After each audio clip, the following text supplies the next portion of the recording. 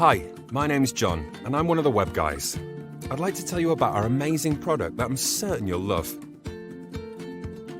There are lots of companies out there who offer website and business tools, from the very cheap do-it-yourself to the very expensive bespoke products. What we offer at the Web Guys is a unique package that we're sure will cater to all your business's needs. We'll deliver a world-class website that's created specifically for you and your business and with everything you need to manage it. It's so simple. All you have to do is choose a look and we'll do everything else. We'll design, build, set up and customize your website for you. You'll get that agency quality product from £29.99 a month and with no upfront fees to pay. To take advantage of our fantastic product, go to www.thewebguys.co.uk and simply click the Sign Up Now button and follow the instructions, which will only take a few minutes of your valuable time. Once you're done, you'll get all this plus lots more, and from only £29.99 per month. So, what are you waiting for?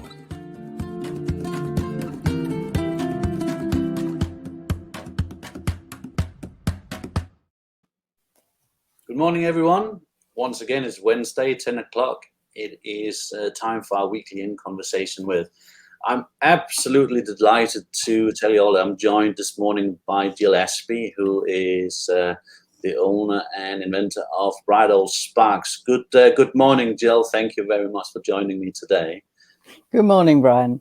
And, nice to be here. Please tell the world who you are and tell us everything about Bridal Sparks, because honestly, it's an absolutely wonderful thing. So I've been very much enjoying. Couldn't wait for really to show the people what it is that you've done. Thank you. Thank you for the opportunity.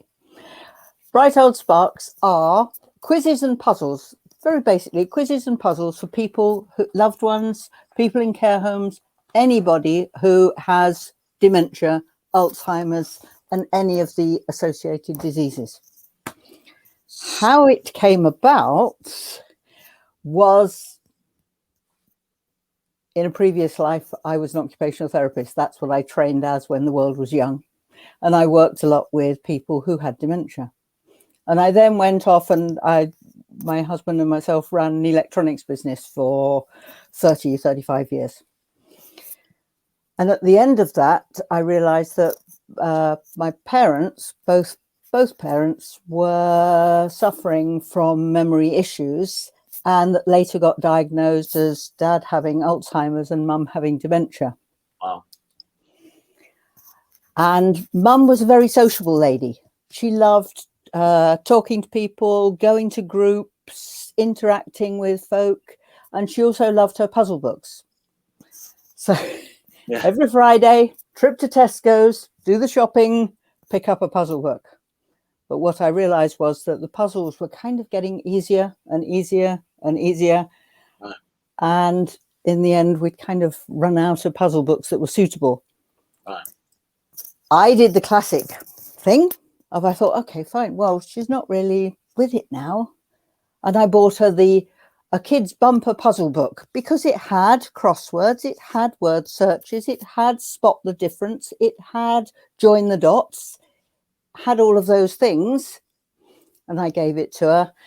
And as only your mother can, she told me exactly where to get off in no uncertain terms. Because it was demeaning. Yeah. And it was demeaning. She was not interested in unicorns and fairies, no. Apart from with her grandchildren. Of course. But to give her something like that as an adult, because we've all got backstories, we've all got history, travelled, different jobs, different interests. And so I then looked around and I thought, yep, she's absolutely right. This isn't on. Looked around, couldn't find anything suitable. And so sort of sat back on my heels and thought, well, how hard can it be to design a puzzle book for somebody who has dementia? Wow. And so that's what happened in lockdown. Right. Because I said to myself, well, if not now, when? Yeah. And if not me, who? I commend you, honestly. I think, you would probably struggle to find someone out there who hasn't had a family member or close relative who has been hit by this. So, commendable for taking up that pattern. Show us the books in some more detail still, because so, for example, each one comes out, there's a different one comes out each month. So it has a different theme. So we have food, gardening, workroom antics, which is hobbies. And this is Showtime, which is basically entertainment. Sure. So it's all about entertainment. So there will be a colouring in picture. There'll be word searches. And they're labelled easy, medium and hard, because some days are far better than others. And so it's good to be able to think of a puzzle and then think, this isn't really working. We need an easier one, or we need a harder one. It's because every day is different. Sure. So you will find that was the spot the difference. Right. Wonderful. Yeah. And you'll find here, movies and their stars. And this one is a word search for music, pop hits from the 50s and 60s. And I completely get what you're saying. This thing about, taking the children's ones and giving it to adults. They have dementia and Alzheimer's, yes, but they're not stupid on it. So they know what they're looking at. And I've obviously seen lots of those word search and crossword books that you can buy in the shops. And that content looks very much like that. So yes, it's something that everybody can identify with. Yes. They are familiar. And the text is quite large because some people's eyesight's failing. So, you need to cater for that as well. But the great thing about them is that the whole family can get involved and do the puzzles. And that's the point, isn't it? Yes. People can work together. You have the engagement, you have the stimulation. And the other great thing about them is there are what I call conversational starters. Right. On each page, conversational starters are, as they are, conversational starters, hints of something to talk about that is relevant to the book. So, for example, on the Punch and Judy, which is a colouring page, and the Punch and Judy word search, there's, where did you first see your Punch and Judy show? What sort of person do you think Punch was? And all of these things are to get people in conversation. Sure. We get those memories going, have a bit of fun, and that everybody can engage with, because Punch and Judy is still about. Yeah. I think that sounds wonderful. So you say you're bringing one of these out every month. That seems like quite a commitment, because I'm sure there's a lot of work that goes into creating these books. Yes, I work very closely with a guy called Chris Thomas, who runs a company called Milton Contact Limited. And I've networked with Chris in the past, and it was him that I went to say, I've got this idea. I don't know anything about publishing books. No. And he says, well, it just so happens. And that's what he does. So we work together to produce the books, and he does the publication of them, putting them all together. Okay. And so just before we sort of go any further, because I can see there's a number of people coming in and out viewing us. So for everyone joining us, thank you for joining us. And if you have any questions you'd like to ask Gill, please put them into the comments box, and I say we, but Gill will try her hardest to answer them. If she can't answer them right now on screen, then obviously Gill will come back to you in due time when she's had a look into it for you. So if you have any questions as we go along, please feel free to post them in. Please also share and like our stream here, because the topic that we're covering today, people with Alzheimer's and dementia mainly, the more focus we can get on this, the better. So please like and share this. So you work with this publisher. Obviously, people can go to your website, they can have a look at the books, and they can buy the books. Is it a one-off purchase, or do you sign up to like a subscription so they come to you automatically, or do you buy them in bulk? How does that work? You can do all of those things. Okay. So you can buy the books individually, and they're all on the website, and they cost £9.50 each, plus postage and packing. Or some people buy them as a subscription, so you have a different one each month. Sure. And that works out cheaper. And the other thing is people do buy them in bulk. Dementia charities buy them in bulk. And there's several dementia groups within the community that buy them for their clients. Sure. These community groups in lockdown weren't able to function as they normally do. And so they found the books really helpful in that they could deliver the books to the person and then they could talk over the phone to them. Okay. And discuss the puzzles with them and have some interaction that way. So that worked out very well for them. Now, are the book designed, because obviously you said there's a new one coming out every month. Is it the aim that I'm struggling to get my words out here, but is it the expectance that a standard person, if such exists, that they should be able to, or is it the goal that they should complete one of these every month? Or it's entirely down to them. We bring out a different one each month because people, they tend to go sort of with the seasons. Like the spring one is just on its way out now, and people have different interests. So because the puzzles have different interests, then they may not want, if somebody's not interested in food or not interested in gardening, but they may well be interested in entertainment or hobbies in the workroom antics. So the choice is theirs as to what they want to buy. That makes perfect sense. Can you buy these on Amazon? Is it just on your website, or they're on Amazon as well? Right. So it's on the website. They're on Amazon, and where else have I seen? I saw them. The Napa website, which is a website for professionals who work in the care industry. Okay. It's on their website too. So yes, they are generally available now, which is fantastic. That's wonderful, because I've said to you a number of times how wonderful I think it is what you're doing, and I can't stress enough for everyone who sees these videos, because we want to take this opportunity to get out to as many people as we can with this message. And if anyone watches this who has any contacts in the care home industry, please forward them Gill's name and details so that she can have a chat with them, because it's truly a wonderful thing. And it's not just wonderful for the person with the dementia and Alzheimer's still, is it? It's very much for the family and the people who are visiting them as well, isn't it? Yes, because when you think about it, you go to visit somebody before COVID, you went to visit somebody in a care home, and perhaps after about sort of 10 minutes, you were kind of stuck as to what to talk about. Yes. Conversation dried up. Yes. And so with the conversational starters in the books, you've got a guide. You've got something that you can perhaps pick up. But also the fact is that the children can enjoy it. It gives them a stimulus. They can add to the conversation, and it all adds to the engagement and stimulation. And it gives people a bit of fun, because in many cases, dementia is not fun. It's a one-way route, really.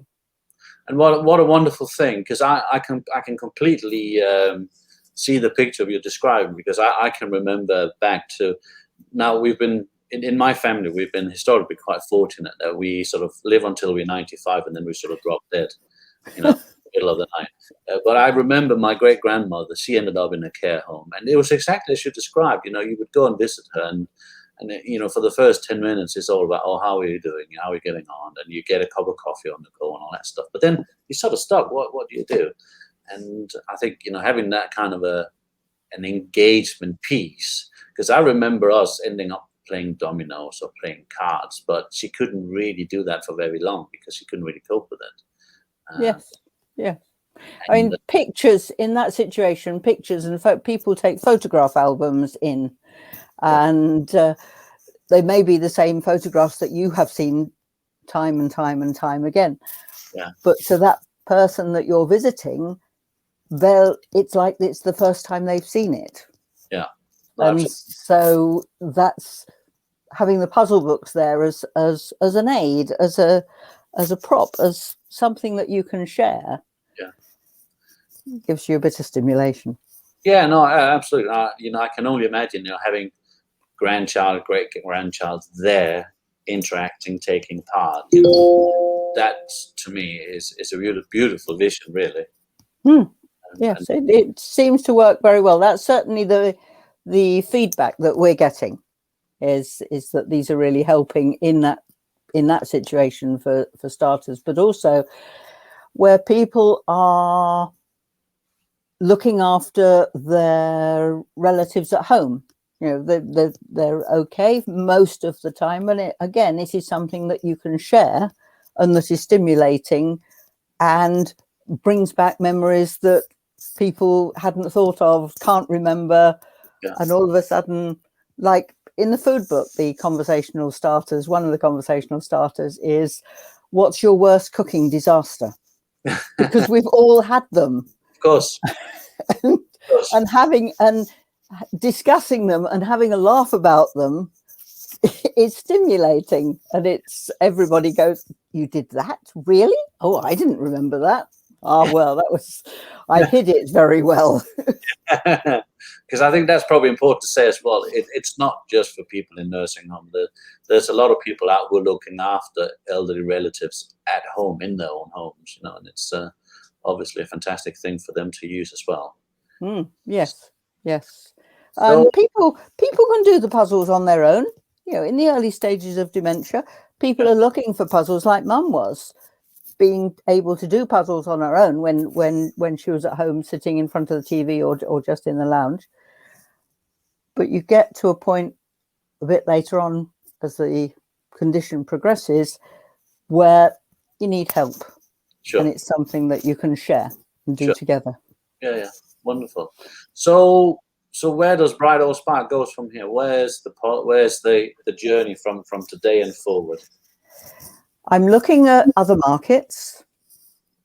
Several people have approached me, and it's to do with having been an occupational therapist, using the same kind of puzzles but a different name for people who have had strokes.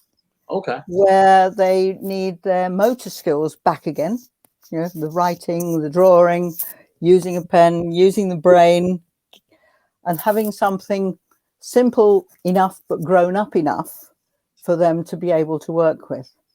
Okay. So I'm working with a couple of neuro units at the moment, stroke units at the moment, where we're trying to find out which puzzles work and which puzzles don't.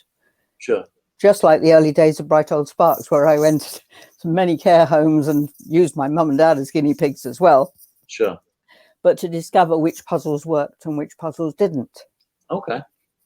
In the early days, one of the interesting things that you find out that I'd never thought of before with for example, the word search. With dementia, one of the things that happens is that people cannot see words in reverse.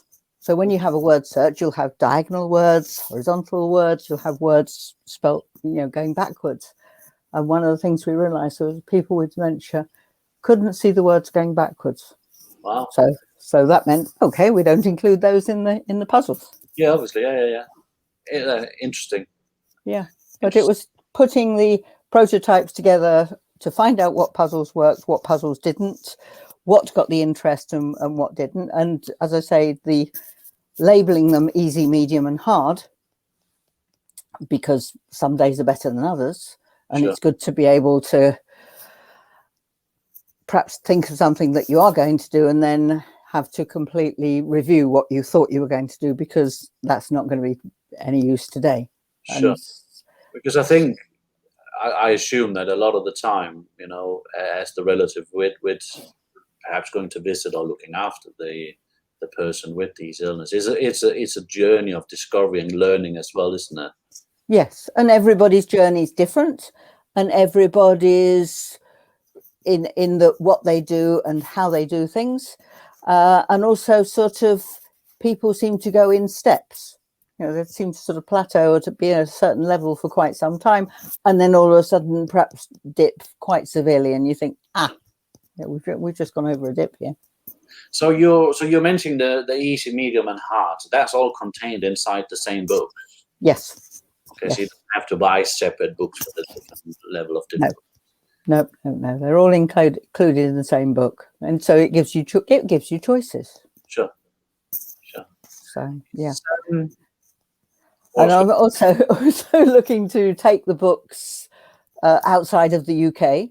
okay, So they're being trialed in Australia and New Zealand at the moment, wonderful. and I'm looking at them for going into America.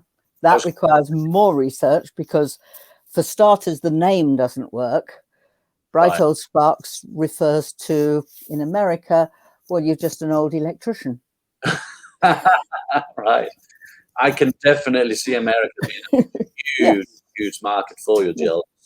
Absolutely, no doubt about it. And I think, again, as a people, the Americans would be very, receptive to your books as well. I think they would embrace them quite wholeheartedly. So, Yes, we just got to do much more sort of background knowledge about the quizzes themselves, because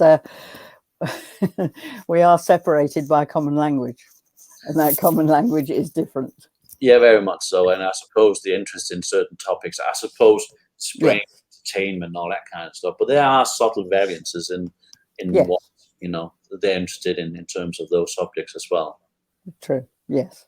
So, but that's I think that sounds exciting, Jill. And I think what you're doing is absolutely wonderful. And I can't commend you enough for what you're doing. I think anyone who goes in and does something like you to help others is commendable. And the rest of us out here needs to do as much as we can to help and support to get your message out to as many people as we possibly can. So I'm very grateful that you took the time out to come and explain to us in a little bit more detail today what it is that you're doing with Bright Old Sparks. Oh, thank you for the opportunity. So what I would like to say to everyone coming in late, perhaps to this, is that if you haven't had a look yet, then please go and have a look at Gill's website. If you can just quickly tell people on what social media platforms and accounts you have out there, so they can go and follow you and find you out there and look at the good work that you do, Gill. There is a Facebook page called Bright Old Sparks, and I understand this is going out on YouTube. Yeah. And so I'm going to up my game in social media, as they say. So you're on Facebook. There's a Facebook page for Bright Old Sparks. There's a YouTube coming. Yes. Are you on LinkedIn or something like that as well? Yes, I'm on LinkedIn as Gill Ashby, so anybody can connect with me on LinkedIn. That would be fantastic. That's brilliant. So I can't urge people enough to go and connect with Gill, follow the good work that she do. Please, like and share. And if you do have any connections that you think could be helpful, please, you feel free to contact me. I will be more than happy to pass it on to Gill. But go and find her on social media and just engage with her there. So thank you very much, Gill, for joining me today. Thank you very much for taking the time and telling us about the wonderful books. And yeah, it's been a pleasure having you. Thank you very much for giving me the opportunity. Always happy to talk to groups, I'll talk to anybody, has to be said. Yeah, that's great. So that's about it for us for today, another Wednesday. We are live again next Wednesday. I'll be joined by Ian McKellar from Kudos. He's a bit of an entrepreneur. He's got his toe dipped in a few different things, and we're going to talk about printing and debt collection and all sorts of wonderful stuff. So please join us again from next Wednesday at 10 o'clock when we're doing another live in conversation with us. So thank you all for watching. Again, please, we will look at comments and questions after, and please feel free to leave them even after this has gone off air. So thank you all. Have a nice day, and we shall all see you again very soon. Thank you.